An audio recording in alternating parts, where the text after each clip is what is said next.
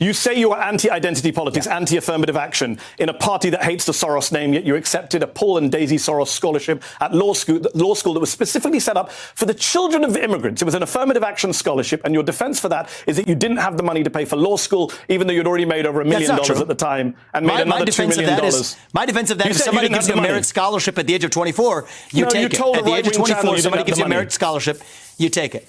I didn't say I didn't have the money. I said at a time when I had a lot less money than now, $50,000 you said exactly I didn't have the money, Vivek. You keep forgetting your quote. You said, when I didn't have the money.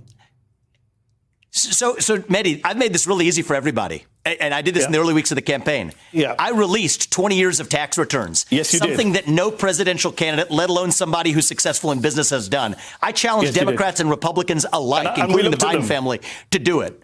And you know what? I released it so that you could look at them, so we can have an honest conversation. And I appreciate that. The funny thing I've learned, I do appreciate that. It's something Trump should learn from you. I think that transparency is important. So it's already open and everybody can see it. Exactly. We have 2009. But the fact of the matter is, you know what I would advise every 24-year-old should take $50,000. And 2010, you made $750,000. You had the money to pay for law school. You didn't need a Soros affirmative action scholarship that you now criticize. I mean, none of this is worthy, but if you think it is, let's get to the detail.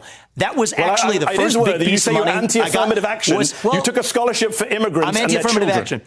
So why did you take a scholarship for the children of immigrants? Which falsehood would you like me to address? The financial one or the one about my views on affirmative action? Because I can go in whichever order you'd like. On the financial piece of it.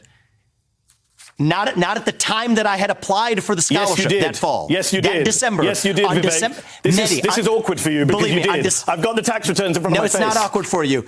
Yes, on December 31st, when the application for the scholarship was that October. Mehdi, you're wasting your time on childish details in October of that year when I applied for that scholarship.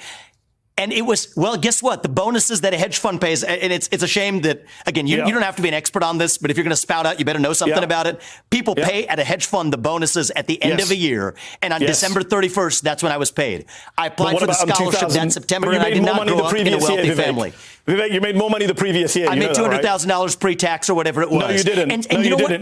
Hold on. No, you didn't. You're now telling flat. In 2009, you have my tax returns in front of you. I don't remember what I made in 2009. In 2009, you made $650,000. In 2010, you made less, $450,000. So the argument that you only made the money pre the scholarship, Oh, so now we're bringing tax into it. We've been using gross numbers. Mehdi, absolutely. Vivek, you're wrong on this. Go back and check your tax returns.